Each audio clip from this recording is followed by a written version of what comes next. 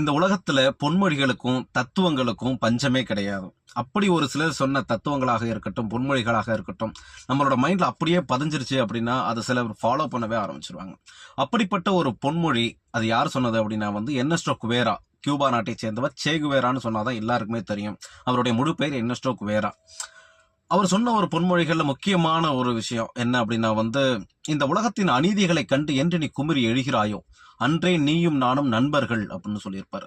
அதுல என்ன ஸ்டேட்மெண்ட் இருக்கு அப்படின்னா இந்த உலகத்துல நடக்கிற அக்கிரமம் அநீதி இது ரெண்டை எதிர்த்து என் கூட போராட கைகோத்து நிக்க நீ வர்றியா, அப்பதான் நீயும் நானும் நண்பர்கள். அப்படி இல்லாட்டி நீ உன் வேலை மசரை பார்த்துட்டு போ அப்படிங்கிறதுக்கு உண்டான அர்த்தம் தான் அது. அவரோட கைகோர்த்து நின்ன நிறைய பேர்ல முக்கியமான நண்பர், உயிர் நண்பன் அப்படின்னு சொல்லலாம் ஃபிடல் காஸ்ட்ரோ அவர்கள். இப்ப 10 வருஷத்துக்கு முன்னாடி தான் இறந்து போனாரு. நீண்ட நாள் கியூபா நாட்டோட அதிபரா இருந்தவங்க, மிகப்பெரிய ஃப்ரீடம் ஃபைட்டர்ஸ் ரெண்டு பேருமே. அந்த ஃபிடல் காஸ்ட்ரோ மேல கிட்டத்தட்ட அவருடைய நண்பர், உயிர் நண்பர்னு சொல்ற ஃபிடல் காஸ்ட்ரோ மேல கிட்டத்தட்ட 696 முறை அந்த கொலை முயற்சி அப்படிங்கிறது நடந்திருக்கு அப்படிங்கிற ஒரு ஸ்டேட்மெண்ட், ஒரு மிகப்பெரிய ஒரு ரெக்கார்டே இருக்கு. அத்துணை கொலை முயற்சிகளும் இந்த